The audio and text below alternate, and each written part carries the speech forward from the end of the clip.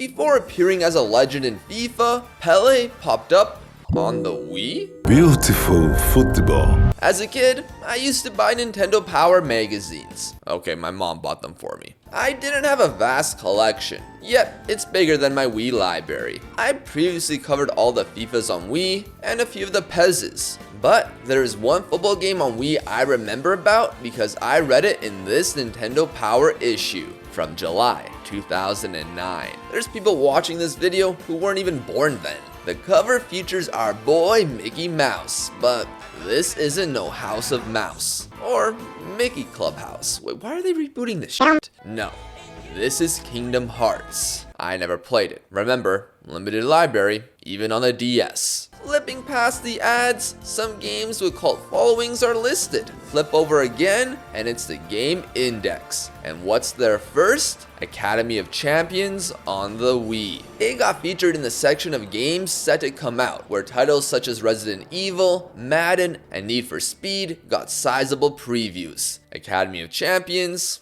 received 2 small paragraphs. Originally developed by Action Pants, Ubisoft acquired them to bolster their presence in the genre. With their name changed to Ubisoft Vancouver, their first game was Academy of Champions. Released in 2009, I never bought it, even though it seemed perfect for me, especially when it has Pele. 16 years after I read about it, that changed. The opening cinematic showcases our academy, Hogwarts style, with our guy Pele and a look into the school. They display what they're proud of and who they want to defeat, albeit in the most, hey, these are the bad guys way. It concludes with your team in a redemption match where you score the greatest goal ever. There's even voice acting. Alright, get ready. If this is the first thing you see, you might expect an epic. Then you remember you're on the Wii, as the actual characters are shown. At least the main menu background is nice. Regardless, our adventure begins with the story mode. Soccer. Come on, guys. It's football, it's not ballet. Football crazy kids around the world dream of attending Pele's academy, and our goofball protagonist receives an admission letter which has him overjoyed. He packs up and flies from wherever this is and arrives at Brightfield. An overfilled luggage won't stop him from handing his application to Pele. Except it isn't written by Pele, as he's rejected. But can he change his mind by juggling 3 balls at once and strike one into the net that is somewhere outside? That volley brings Pele back to his goal at the 1958 World Cup, as he sees something in him. Or at least that's how I interpreted this. At least we're in and begin our dream to become a champion. This is the gist of it. You attend Brightfield Academy, play matches, mini games, and learn about teams in and out of your academy. The term has 20 days with 4 highlighted. These are must-win matches in order to advance. The schedule on other days are dependent, but usually you'll have 3 sessions on things I mentioned and more. It begins with meeting Richard? Where's Pele? Richard provides an evaluation to determine my worth. The first is to dribble around the cones and shoot with the B button. Easy enough. Next, they teach us that Z allows us to sprint without the ball and dodge while in possession. The C button switches who you control, and if this meter is full, you shake your Wii remote to use something called talent. For our guy, he does a bicycle kick which requires more shaking that I didn't do. Good thing Pele wasn't here. Nevertheless, we're assigned to the Mighty Five, which features Janet, a football and gossip enthusiast, Jake, a talented keeper who craves food. Come on, at least give him a proper sized hoodie. And then Cameron, a snappy loudmouth defender. Only 4 of us? Yeah, this game is closer to Mario Strikers rather than PES, with this being 5 aside. Still, we need another player. Recruitment depends on what you've done in the game. Some players won't join you until you beat their target total in a drill, have a specific item, or a specific landmark like score the same amount of goals as Shakespeare has plays. You can see every requirement in the main menu under the checklist. We recruit Jeff Riley, a self-absorbed glory hunter who slots in for our first match. The pitches have a storybook feel to them, with pop-ups adding to the nice backgrounds. Early on, we were introduced to a QuickTime event, Jostle. This happens as a player receives the ball and is closely guarded. You need to input what appears on the screen twice in order to leave with possession. I never lost these after this match. Unfortunately, it's a little tiresome when 5 to 10 occur in a match. Right after winning one, our guy Cameron jogs down the pitch and cuts it back to me for a sweaty goal. Fireworks are shot and I celebrate. Similarly with Mario Strikers, the ball can't go out of play.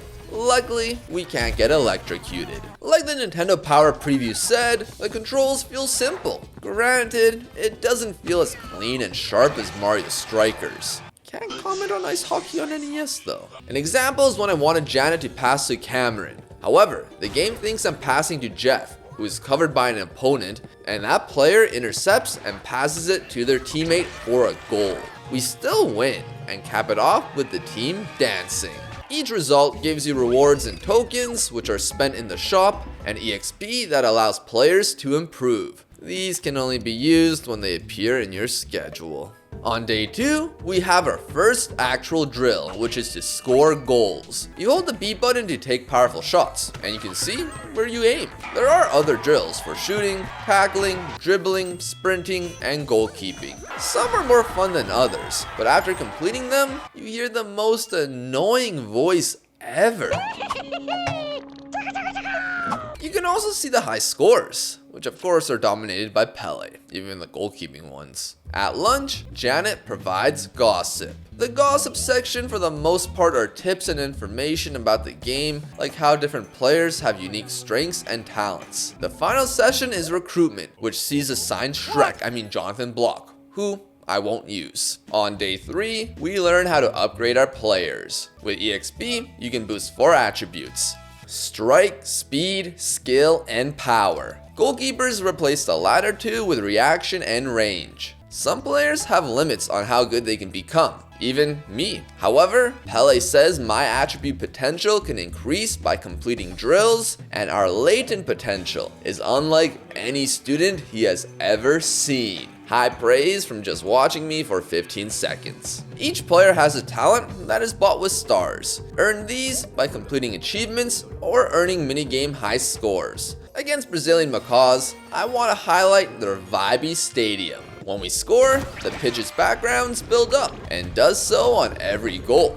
There's several fields with different themes, and while you get used to them over time, it initially adds life to the matches. Of course, we won, and received a wall item which I presume shows how much progress we've made in the story. During day 4's lunch, we bump into a shady kid who offers to sell us a report for our day 5 opponents. No thanks. Our first red day arrives with a must-win match. The Outcasts are a team from rival school Scythemore Academy, whose philosophy is to do anything to win, and training revolves around punishment. Run by Von Trapp, mess up one thing, and expect to run laps all day, or miss lunch. Stereotypically evil. Our opposition were down for that, as they wanted to pay us to forfeit, but spent the cash on a mystery player. Who? A man straight from the desert. Mohamed Salah? Al-Hay. Huh, more like Mohamed Salah. We weren't introduced to him, and we wouldn't see him again until much later. For the match itself, I successfully used my talent, which led to a 4-0 victory. On day 6, the shop opened up, and tell me this is a Ubisoft game on the Wii without telling me it's a Ubisoft game on the Wii. They're here to sell you accessories, which can provide boosts to your attributes, along with balls, toys, banners, which can give you a boost in EXP, and player gear to customize your character. Sadly, it's only for you and not your teammates. Town stars may be bought as well, but these bastards don't sell them cheap. Day 7 brings upon a test? I guess we're in school. You can cheat if you buy the answers off the shady kid, which I didn't, as I missed out on some EXP. Weird that the game advocates for cheating. Then we're introduced to risky events. They're highlighted in red and are either difficult drills or matches with certain objectives. Defeating these will reward you with more EXP. Day 9 is when I decided to pay Shady Kid. He's a former student who got kicked out, so now he's here to give you exam answers and scout reports. I'm surprised he isn't a villain. Regardless, we learn about our next opponents. Hostile Takeover. They're a bunch of rich kids who spend to succeed, including legal battles. So Manchester City. The main challenge is that they'll legally prevent us to use accessories. On match day, their captain Chester shut down our locker room due to termites, which justifies us not having equipment. This guy screams stereotypical rich kid. Regardless, the pitch has a bull and bulldog as the nets. I'm not sure what the theme is supposed to be. Although, I shouldn't concern myself with that as we conceded first. However, an equalizer soon followed and Cameron the G extended the lead. It ended tighter than expected, but we left with a 3-2 victory. The only thing to note on day 11 is the goalkeeper training, which is fun. You hold a Wiimote and nunchuck like goalie gloves and dive in the direction of the ball. If you hold Z and B at the same time, you can catch the ball for an extra point. None of this is useful in-game. Another fun mini-game is tackling, especially with the whirlwind ability to knock out all these rabbits. Day 12 saw a victory against Brazil Macaws again and recruit a player for the bench. Day 13 had us meet Mia Hamm. If you're unaware, she's a trailblazer for women's, we'll say it in this context, soccer in the USA. Apparently, Pele told her about us, and she mentions festival matches. In these, you earn better rewards than a typical match, even if you lose. Day 14 has us recruit Tori Robbins, who has good attributes. He's one of the players who joins if you bought a specific item. In his case, goggles, as he can't see. Just by contacts, bro. Day 15 matched us up versus American Stars, whose captain's name is Antoine. Not very American, unlike their stadium. Here, I want to talk about controls I haven't mentioned. The Wii added an expansion device to its remote called Motion Plus when Wii Sports Resort released. This caused the remote to be more complex with its movement, and Academy of Champions made use of it. If you tilt your remote up and click A, your pass is lofted. This is useful when your teammate is marked, as you can kick it over the defender. You can also use Motion Plus for chip shots. That's not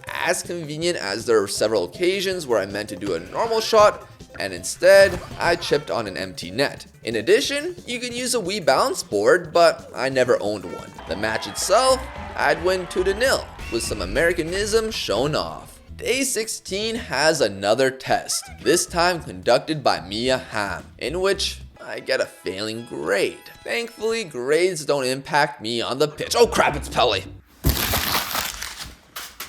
He wants the Mighty Five to participate in the rookie tournament. Perfect. Day 17 and 18 didn't have much to note until the latter's afternoon session. The Shady Kid sells me drift boots. These provide a +1 attribute boost across the board. On day 19, we were able to improve our players, which had us ready for the term's last day and the Brightfield Rookie Tournament. It's 2 rounds, and our first opponents are American Stars. I was hoping for someone new. To be fair, they provided quite the challenge, or I just don't know how to score because we barely won. In the final, we face these prats again? Supposedly, they bought their way in. Pele, are you serious? Oh, I shouldn't be surprised. They thought they could do the same with me, offering 5,000 tokens to forfeit the match. I, of course, refuse, as I already beat these bums. Plus, my character hasn't realized the monetary value of selling out. Yet.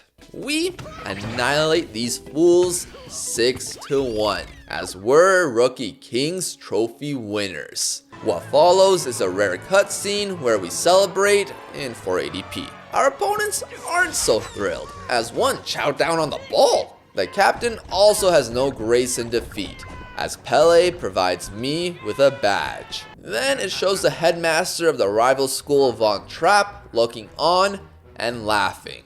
Why are these two academies so close to each other? And why does their academy look like it was built by the Egyptians if they had psychic powers? Term 2 begins, and if you can't tell by this wall, there are 4 terms. By now, I think you get the gist of how this mode works. Playing through the first term was fun, but as the second went on, I did start to feel a little bored. The gameplay is fine. However, not being able to sprint on offense keeps it a little slow. There's also another in-game mechanic I haven't mentioned. If you do a lofted pass across the box, you have a header challenge where you mash A as quickly as possible.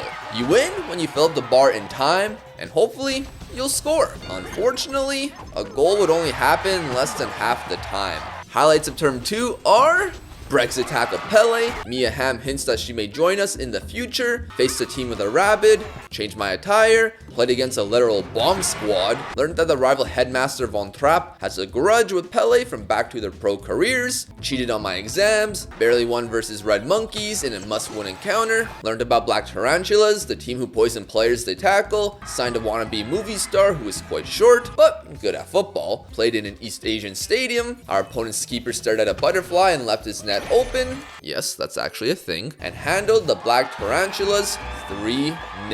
Afterwards, we learned that our contract that was hidden in a vault got stolen, while everybody else's remains. At least we were invited to the Regional Rising Stars tournament. It's a 3-rounder where we easily defeated the Red Monkeys and the Pitbulls. The final would be a rematch against the poisonous Black Tarantulas. The matches with obstacles in the way were quite fresh, although the negatives of the poison didn't work as intended.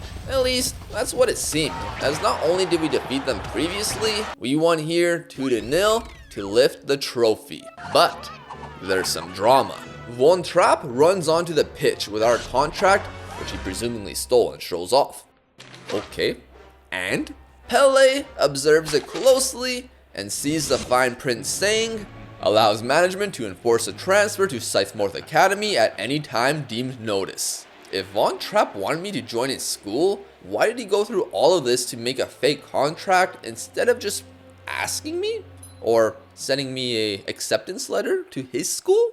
What is this dude's problem? So yeah, for term 3, instead of playing at Brightfield Academy, we're at Scythemore. We're assigned to a team we played earlier, the Outcasts. They're actually not the worst group ever, but I'm not allowed to upgrade them or change the lineup because that is Von Trapp's job. Okay, what's his deal? Why go through that much effort? Just to spite Pele? Yes. Later in the term, it's learned that Von Trapp harbors a grudge. What's the grudge? He lost to Pele in an old tournament as a kid. Blames him for ruining everything. They don't explain more. My question, did this competition require you to travel to Brazil in the 1950s? Because I don't think a man who grew up in poverty flew a plane around the world. Or this is an alternate universe and I'm being pedantic on a kid's game. Still, even the mere noise of his name mentioned has this bozo lose his mind. What's this guy's plan? Make a team called Iron Foot where he recruits overseas, fixes matches, and trains them with an iron ball, all to defeat Pele's academy, and maybe prove his philosophy is the best? Is this guy psycho? No, he's just a one-note villain. Match-wise, there are intriguing encounters. With Vile Vermin, according to Shady Kid, wait, you're here too? Anyways, there are a bunch of bullies that love to tamper with the scoreboard. What does he mean by that? They literally start with a 2-0 lead. With the match itself, it's a good challenge. I was down 2-1 with 30 seconds to go, but I found myself wide open to equalize. Then with the talent bar filled, leave it to my green teammate to get it on like he's Donkey Kong, to bulldoze everyone in his path to win. He messed up the finish as golden goal begins. It took a couple minutes, but on a breakaway, I used the ideal strategy. Dribble one way and go the other to tuck it in and win. Another fun encounter is with the White Foxes girls all-star team, who have not lost for 16 matches. What's their trick? They're basically the Kuja Pirates from One Piece, as any man is infatuated by them. Luckily, we have 2 members unaffected. Oh, wait a minute. Their captain Yelena knows Mia Hamm, and she seems pretty cool. On the pitch, they were decent with this shorty's quick brace. Although, their advantage didn't go to plan, mostly because it felt like a normal match. Maybe the hearts made our attributes slightly worse, but we were able to find a winner late. Still, the most difficult team so far. Then, I actually lost. Luckily, it occurred in a morning session where it doesn't matter. First goal wins, and sometimes you concede. The Falcons are our next opponent. They're a team with max speed and never run out of energy due to this massive totem placed on the field. Like the White Foxes, this was a tough match. We conceded early and struggled to find good opportunities until we scored on a 2v1. The opposition scored a similar chance. 2-1. They do that 2 more times, and I lost 4-1. I can't believe I got a game over in a kid's video game. Well, I'll just replay them. Wait, what do you mean I'm not on day 15? I have to go through these 4 days again? Yeah, you need a punishment, but having to repeat this is such a chore. Especially when there's a match that requires 6 goals. At least they don't take away any EXP and tokens you've earned. Dealing with all of that again, I narrowly win, and yeah, this totem works. Near the end, it disappeared, and their players turned into Olivier Giroud. Not long later, Mia Hamm sneaks in and says I can find a way back into Brightfield if I qualify for the Scythemore tournament. A couple days later, the headmaster tells us that we have the honor to attend this prestigious competition. It's another 3-rounder against sides we previously played. First is Desert Falcons, and their broken totem is nowhere to be seen, as we'd win 5-0. Kinda lame that what made them good is gone. The semis were versus Vile Vermin, and we went 2-0 down. Crosses impacted me on both occasions. We did create a lot afterwards, but I missed easy chances and failed multiple headers. I also learned that you can slide tackle your own teammate. Don't you fear. We eventually found our first from a cross that wasn't a header. Then, the green-haired man's talent led to the equalizer. The quick goals continued, as me and my dumb Rayman hat broke through and took the lead. They equalized right away. For this tournament, you unfortunately need 5 goals to win. Thankfully, our big man's talent pulled through again, and I would dodge my way through to find the 5th. That game took 10 minutes, and usually, matches are at most 4 or 5. Thankfully, we moved on to the final, where we faced Iron Foot. Or do we? Von Trapp decided that we were forfeiting because Iron Foot needs more practice. Not so fast. Pele shows up. He reveals that in the tournament rules, if a finalist forfeits, another academy can name a team to take their place.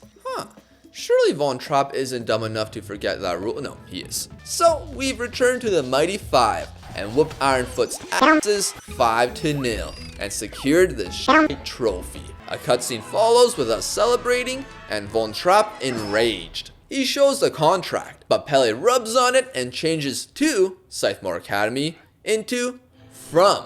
Before he and his goonies can react, we flee to Brightfield. Term 4 begins the last section of the story where we return to our team who have fallen off so badly that we might not qualify for the last tournament. Pele welcomes us and gives us some encouraging words, but feels Scythemore isn't done with us yet. When I was there, I recruited a few players, and now they've transferred over. Although, I do feel for the outcasts. Everything is back to what it was in Term 1 and 2. Plus, I can recruit Richard. Why would I want him? All you do is fail me in exams. This hooded guy, however, that's Altair from Assassin's Creed. And to earn him, we have to defeat the Ubisoft team.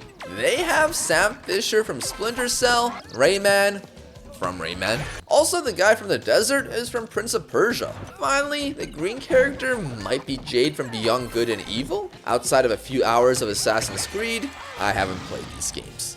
Maybe I should because I'm losing. I didn't notice that it started with them 3-0 up. In addition, there were times my pass button didn't work. Luckily, I leveled the score and it soon became next goal wins. Unfortunately, a pass to the thief saw Cameron slide tackle the wrong way as he dodged and slotted in the winner. I don't even care for Assassin's Creed. That thief, however, has techers, and all I have to do is pay him to join. In the term's first must-win match, we face Ironfoot again, who has been handpicked by Von Trapp. They're big, strong, and have skill. The shady kid also shows photos of one of their players. Let the man dance. Unlike previously, our opponents have tons of aura, so much so that I can actually see it. Scoring makes it vanish. It seemed to be an easy match going 2-0 up, but they found a way back.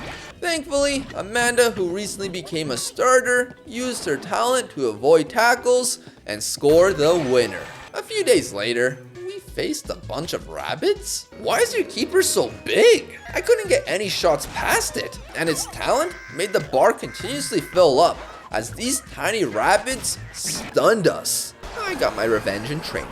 On day 9, I had a chat with Richard, who told me about the Academy Championships. 12 teams qualify, and winning earns you a pro card. But we need to find a spot. But that spot isn't guaranteed. I'm sure losing to those rabbits won't help our cause. The next mandatory match is versus the Predators.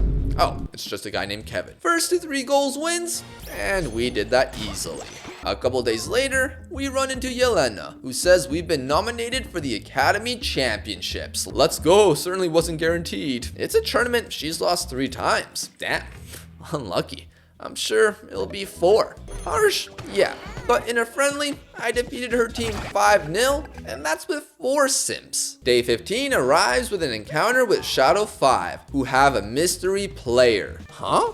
How have they cloned me? This is surely against Pele's Academy ethics. Maybe they should have cloned my entire team, because we whooped their asses 7-3. Afterwards, we had the chance to recruit Mia. All I have to do is defeat her squad, the White Foxes. 5 goals to win, and we're down 4-0. There were several occasions where I thought we'd lose, but I managed to score 5 unanswered and recruit her. She hopes her old team won't give her a hard time. Yeah, I'm sure they're pleased they lost the best women's footballer of their generation. Our starting 5 has Jake the keeper, the thief in defense, Amanda in midfield, with me and Mia in attack. With this squad, we were behind in our first match, but Mia shows up to equalize, and what is this celebration? They have her twerking? Okay, no, that didn't become viral until 2013.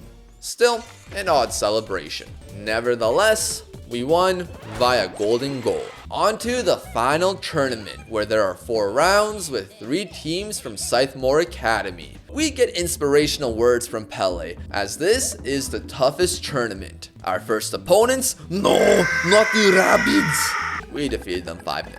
Yeah, the tournament didn't seem too difficult. I did upgrade my players, and it clearly showed, as in the second round, we won 9-0. Shame it wasn't 10, as that was an achievement. The semi-final provided a little more challenge with a 6-1 victory over the Royal Lions. Then comes the final versus Iron Foot. This time with Von Trapp playing. He asked if I regretted my decision to leave. No. Have you learned nothing? Pele will never lead you to the success you dream of. We will crush your team. In fact, I shall lead them personally. And when the final whistle blows, perhaps you will beg to return to our academy. Pele then pops up and goes, if you're playing, so am I. Pele's in and sends Amanda to the bench? What the heck, Pele? She's good. Nevertheless, it's cool to actually use him in the game. Now, can we defeat Von Trapp? Well, if he's missing sitters while the thief dribbles across the pitch to score, then why wouldn't we? What a fraud. However, the opposition remained resolute, although it doesn't help that the talent bar no longer works as intended. It just acts as a dodge for some reason. Regardless, with a minute and a half to go, I find Mia on the left, who crosses it to Pele, and he doubles our lead. Add that to the tally. Despite Ironfoot's late charge, our OG Jake makes a massive save at the end as we have won the Academy Championships. A final cutscene shows our celebrations. And what's Richard here for? Why does he receive a pro card? Give the last one to Jake at least. We'd cap it off with a trophy lift. Meanwhile, at Scythemore, Von Trapp has a generational crash out as the academy he built brick by brick crumbles to pieces. Yeah, he definitely needs anger management classes. That's the game. Overall, if I was 8 to 15 years old and played it, I'm sure I would have fond nostalgia. Although, the story is as simple and bare bones as it can get. but for the targeted audience, who cares? The gameplay is fun enough, and while I can list several issues I have with it, I do think the game has its charm. I do appreciate what they attempted. In a Nintendo Power magazine a couple months later, Academy of Champions appeared again, this time a review for the game. The rating given is a 6.5, which I would agree with. Like it says at the end, it's not a game for hardcore football fans, but for a pick up and play football game, it's worth a try. It did get better reviews than a few others in the magazine. Cooking Mama 3, Karaoke Revolution, and FIFA 10, obviously.